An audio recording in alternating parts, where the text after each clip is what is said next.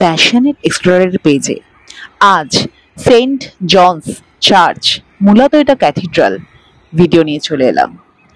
কলকাতার তৃতীয় প্রাচীনতম ওই গির্জা, যা পাথুরে গির্জা নামেও পরিচিত, মানে এটা এএসআই দ্বারা সংরক্ষিত হচ্ছে।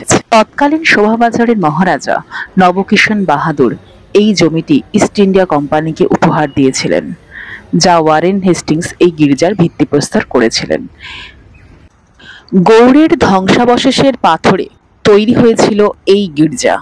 গির্জার ভেতরের এই দৃশ্য।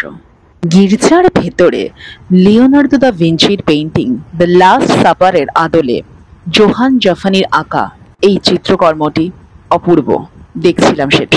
গির্জার বাইরে রয়েছে লর্ড ক্যানিং এর স্ত্রী লেডি ক্যানিং এবং জব চার্নকের সমাধিস্থল।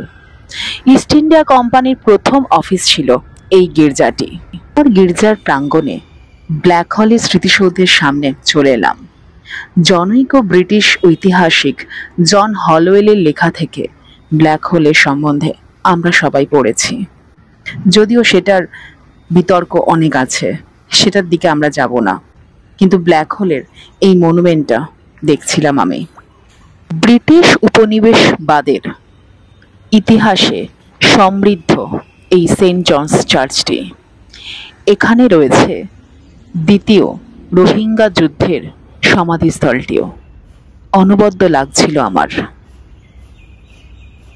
নিও ক্লাসিক্যাল স্থাপত্য শৈলীতে তৈরি এই গির্জা, পাথুরে গির্জা সেন্ট জনস চার্চ, সত্যি অনবদ্য, খুব ভালো লাগলো।